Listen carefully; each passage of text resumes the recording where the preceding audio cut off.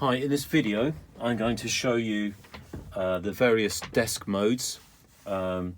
This desk, like the one in Studio One, has 4 potential show profiles. We have made A and B the same as Studio One. So in normal use it should be in A. That gives you Mic 1, Mic 2, Burley, the Zetas and IRM. If you wish to do a phone call on air normally, you press the profile button, you scroll the wheel down 1 to phone, and then you press that button, and then you can take that one off. It won't actually affect it. That will change the 3rd channel to TBU to phone. It'll be marked as phone on here. Essentially, that's all it does. Then the 3rd one. Nothing else changes. The 3rd one, so you press profile, you go to C. As you can see, it's changed a few things on the desk. Now, what's happening now is normally you'd have these up. So Zeta A and B are up, so it's playing. Just a quick explanation about how it works. Program 1 on this desk is what goes to air. Program 3 is what goes into all the record inputs of all these PCs and Zeta. So now I've changed it. Zeta A and B, which is the sequencer, are still going to air, so because 1 is lit, but the mics and the phone, Zeta C and D and currently IRN will not go to air. That means now, and also we're now monitoring program 3. So program 3, the record bus, you've got the mics and you've got these 3 channels as well, but Zeta A and B are going straight to air. This is the important thing to remember. Whatever you do around here will not take you off air, and it won't go out on air. But it means that now we're monitoring 3. It means that you can actually record stuff. You can do offline phone calls. You can do voice tracking. You can open this mic with it, and it won't go on air. Obviously, once you open the mic, you need to put the headphones on so you can hear what's going on. This also means that if you wanted to, over here, this PC we've called Browse, but essentially it's got the phone software on it, and it's also got Audition.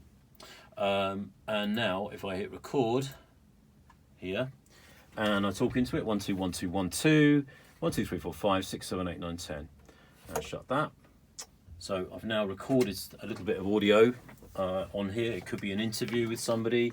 Whilst the music is playing on air, it won't go out on air.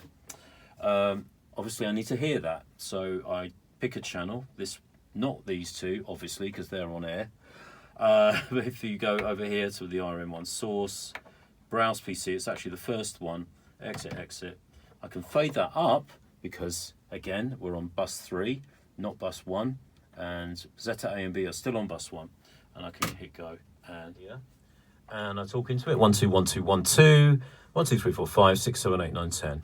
So that's you're able to edit with that, and once you're happy with that, shut the fader, press the button again, go back to main, and you're back in normal program. And obviously you'll hear the sequencer. We can't hear it because we're not on air at the moment. Once that's done, and you want to play that, you will need to reselect it, because changing the profile will actually put IRM back on this fader. You can pick any one that's not used. It might be Burley, so let's go over here. It could be any, obviously not your mics. So browse PC. Now, because we're on air and bus 1 is lit everywhere, if we want to hear this before it goes on air, we need to use the preview button. And here I am again, and I talk into it, 1 2 1 2. Okay, I'm happy with that. And then obviously you can fade that up, and when you're ready and you're talking and going, earlier today I spoke to blah blah blah, and then hit go and it will play. The only other major change from Studio One is the monitoring. So you can listen to all 4 programs here, which are essentially on air. That one's not used at the moment. Number 3 is your record bus, and number 4, don't worry about it. So it's 1 and 3 are the 2 ones you're interested in. 1 on air, 3 record bus, and then there's 2 more buttons at the bottom called Extern, X1 and X2. These are monitoring. In other words, if you press that button, it doesn't put that on to your desk. It's only your headphones and your speakers, okay? What's going on the desk is still going on, but it means that you can check, and this is, external 1 is Leica output, so I can now hear Leica, and external 2 is Dulce. 1 Leica, 2 Dulce. So I'm actually able to monitor what's going out on air, check that we're going out on air. These are just before it goes down the wires to the transmitters, so we know that it's still going there. So if you're doing something in voice track mode and you want to I just want to be sure I'm still going out on air, hit external 2, let's say we're Dulce, and that will work. Oh yeah, that's fine. And then go back to 3 where you were doing your recording. So they're just like, I just want to reiterate this, that it's only monitoring. It doesn't put anything onto the desk that wasn't already there. It's just in your speakers and your headphones, and it also puts the monitor meter ppm up, so you can check that things are right there. So if there was a technical fault, like right channel was down, we would be able to diagnose that over the phone. So 1 Leica, 2 Dulce. Program 1 is the desk output. And I think that's just about everything. I can't demonstrate Burley because we haven't got the key from next door in here until Monday.